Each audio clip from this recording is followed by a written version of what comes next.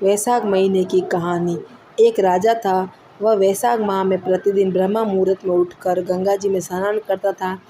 राजा का आदेश था कि मुझसे पहले गंगा जी में कोई भी स्नान नहीं करेगा। राजा जब गंगा जी में स्नान करने जाते तो उन्हें प्रतिदिन शांत जल के स्थान पर हिलता हुआ जल दिखाई देता। तो राजा को संदेह होता कि निश्चय ही मुझसे पहले कोई प्रतिदिन गंगा जी में स्नान करता है। राजा ने नदी के तट पर पहरेदार बैठा दिया। गंगा जी के तट पर एक वृक्ष था, उस पर एक बंदरिया रहती थी। वह प्रतिदिन राजा के स्नान करने से पूर्व स्नान करके वृक्ष पर चढ़कर बैठ जाती थी। इस प्रकार होते होते पूरा वैशाख माह बीत गया, किंतु अंतिम दिन राजा के पहरेदार ने यह देख लिया कि उस बंदरिया को पकड़कर राजा के पास ले गए और कहा कि यह बंदरिया आपसे पूर्व प्रतिदिन गंगा जी में स्नान करती है। उधर राजा की प्रतिज्ञा थी कि यदि कोई स्त्री मुझसे पूर्व स्नान करती होगी तो मैं उससे विवाह करूंगा। इसलिए राजा को बंदरी के साथ विवाह करना पड़ा। वैशाख स्नान के पुण्य से बंदरी के गर्भ ठहर गया।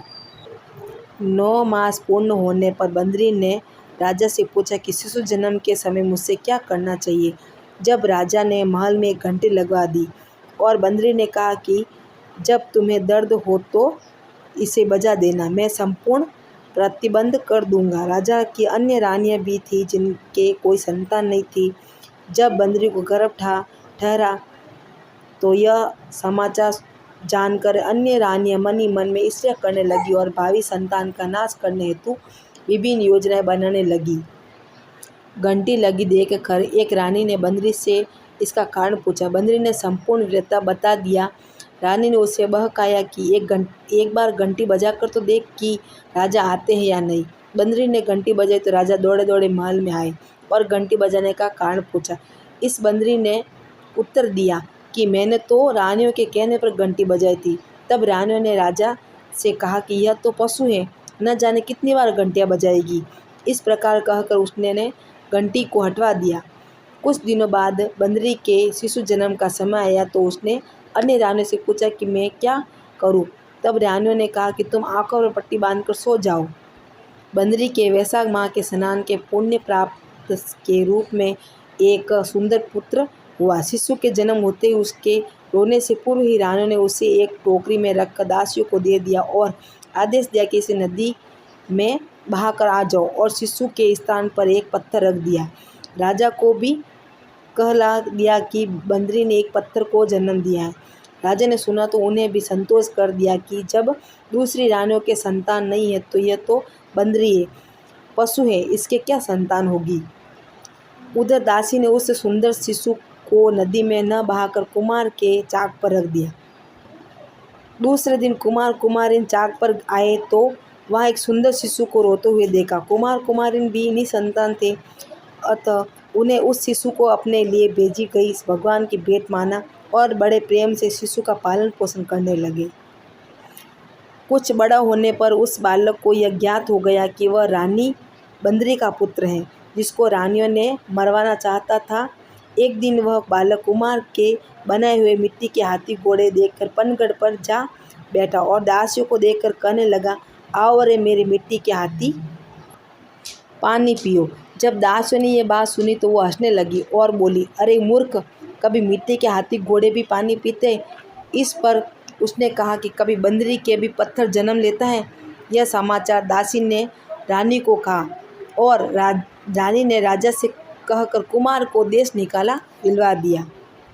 कुमार वन में रहने लगा। तत्पश्चात जब अगले वर्ष चैत्र माह में गणगौर के पूजन का दिन आया तो वह बंदरी का पुत्र घड़े में पानी भरकर बगीचे के बाहर बैठ गया।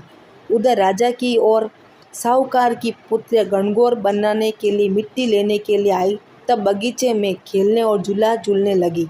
कुछ समय बाद प्यास लगी, तब उन्होंने उस बंदरी के पुत्र से जल पिलाने के लिए कहा तो उस युवक ने उत्तर दिया कि मेरे चारों ओर फेरे लगाती जाओ, मैं तुम्हें जल पिलाऊंगा। इस पर पहले तो कन्याओं ने मना किया, फिर प्यास तीव्र होने के कारण मान गई। जिनके चारों ओर फेरे लगाने लगी, फेरे देने के कारण सारी लड़कियां उसके साथ ब्याह गई। फिर वो घर आ गई। 4-6 महीने निकले, किसी के सावे नहीं निकले, कोई देखने ही नहीं आया। सभी कहने लगे कि ऐसा क्यों हुआ कि कोई देखने नहीं आता और सावा नहीं निकला। माँ बाप को चिंता हो गई थी। वहाँ एक बुढ़िया रहती थी।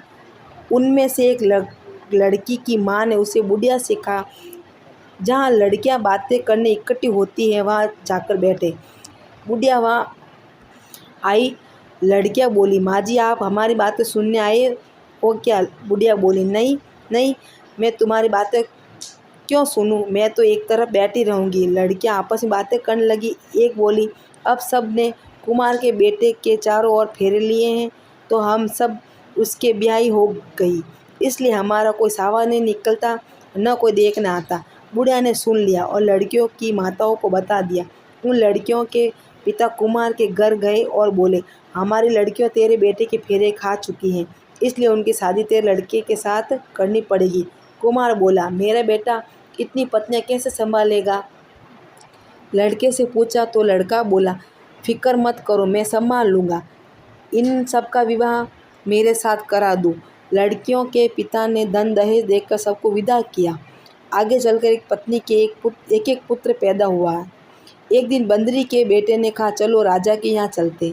सब पत्नियों को तैयार करके राजा को समाचार करवाया कि हम सब आपसे मिलने आ रहे हैं।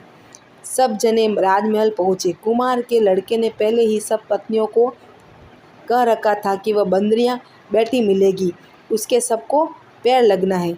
सबने कुमार के कहे अनुसार किया। दूसरी रानियों से बोली भी नहीं, पैर भी नहीं लगी। रानियों को क्रोध आया और कहने लगे, एक कुमार के बेटे मस्करी गई नहीं, उसकी औरतें बंदरिया के पैर लगी और हमारे नहीं लगी। कुमार के बेटे को बुलाया और पूछा तो वो बोला, देखो राजा जी, मैं इस बानरी का बेटा हूँ। मेरे होते ही रानी के कहने से दासियों ने मुझे कुमार के चाक में छोड़ दिया है। कुमार वहाँ मिट्टी जमाने गया तो उसे मैं मिला, वो मुझे घर ले आया। झूठ लगे तो पूछ लो, राजा की बात सच गई। राजा ने रानी को देश निकाला दे दिया और उन सबको राजमहल में रख लिया। लड़कियां वैशाख नाती थी, इसलिए उनको बेटे पोते राजपाट मिला। खोटी की खरी, अधूरी की पूरी करजो।